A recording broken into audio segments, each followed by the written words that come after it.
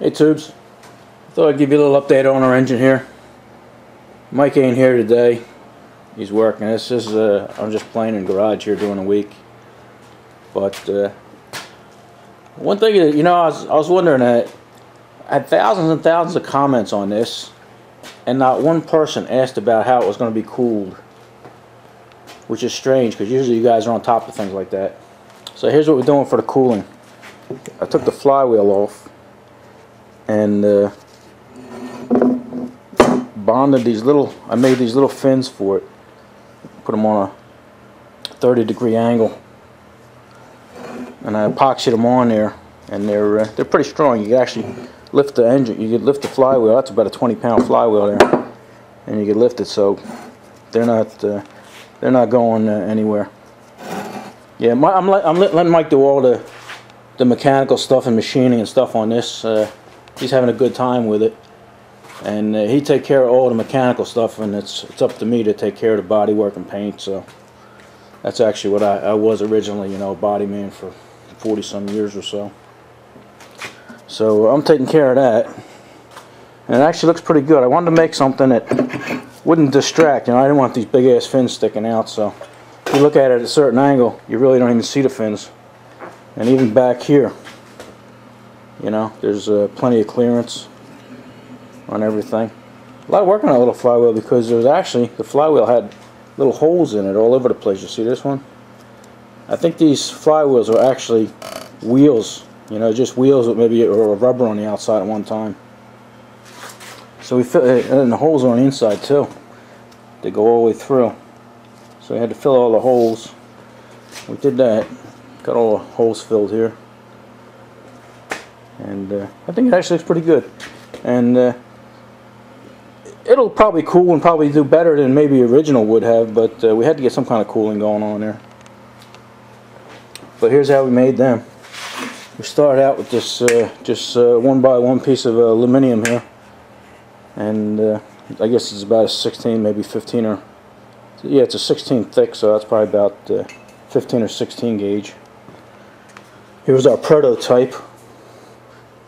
We just tried to make something to put on there at the right angle, so it would just blow a little bit of air. So what we wound up doing is taking a 1x1 and just cutting one edge off. I guess we left about 3/8 of an inch on the bottom there, and here's the ones that are going to go on the other side. Made like a little curve, little bend to them, and then rounded the edges off, and it seems to be working out pretty good. But I think it'll look good.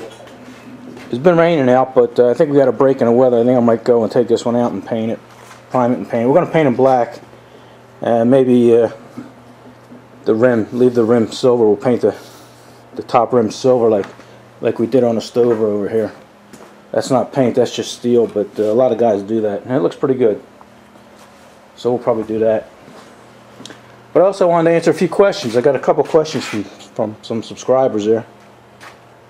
Malk of Lincoln, he asked about the carburetor. You want to know what we did with the carburetor? Well, with a hit and miss, it doesn't really have a throttle, so we had to take the throttle out of this. And here's the butterfly and the throttle. The shaft and the butterfly and stuff like that, and I think even the idle screw.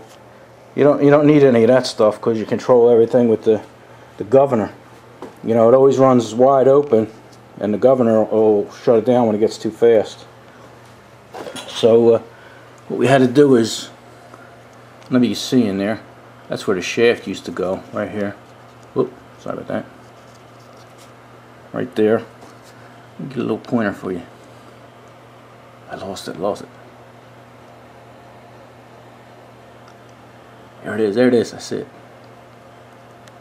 Alright, yeah, that little brass piece there, we plugged it, Mike machined them to the right size, and we just put plugs in there so it would be airtight. And that's what we do with the carburetor, and you also control it with the, if you've seen Mike run, he was playing with this. This is the choke. That just restricts some of the air. If you got too much air, it won't work if you got too less air, so you just got to find the right position for that. And then another question I had Somebody want to know why I make an air filter, you know, that little air cleaner there, you know, instead of just put one on there. Well, that was because we didn't want to distract too much from the balls here, you know. I mean, this is the centerpiece right here of the machine, and here's what would probably belong on there. This air cleaner for this year, and that's just, I think it just would have been too big and distract. Plus, we would have had to bring it out a little bit so you had clearance. So I figured make a smaller one, make it look similar, and we like that. That's probably what went on there, but we probably would have went with the Acorn. You know, has a little bit of rounder top on it, and even that's still a little too big. So that's why we made that. But Mike's doing a real good job with this. Here's something I want to show you. He pays attention to detail. He even put the little hole in the crankshaft there, which the real hit and misses have. Let me see, we got one over here. You see it's got the hole there? I don't think they use that for machining. I think that's just so you can check the RPMs and stuff. But they all have them. I might put them on ours here. Even on the other side here. Both sides. So I'm going to take this outside and paint it now while I got a break in the weather. And any other updates, and we'll get back to you. Alrighty. Here's something else I want to mention. We needed a bolt to hold down our air cleaner there, you know, so we needed a 3.5 inch or 4 inch bolt, and we couldn't find it. So and we went to Lowe's, but they did have brass rod. So we bought a piece of brass rod there, and Mike ran a die over that and made his own threads, and it's on there pretty good. Look at that, rocking the whole engine, ain't going nowhere. So that's what's nice. Mike likes to pay attention to detail. Even the gas line. Did a nice job you do that gas line. Made a nice little curve in it, round, and bend it right into place. Okay. Talk to you later. I got some painting to do. Alright. There's a little addendum here. Little update on what we did. We painted that flywheel. It actually looks pretty good. I'm satisfied with that. You don't even see the fins, you know, unless you're looking for them. And the black will look good. We're going to paint the rest of the engine probably a copper tone, a copper hammer tone or something like that, you know. And we've got a set of rings. Next video you probably see we've got a set of rings. We'll put them in, hone it out, put the rings in, and got some seals there. You only need one seal, but picked up 5 of them anyway. You could always use them.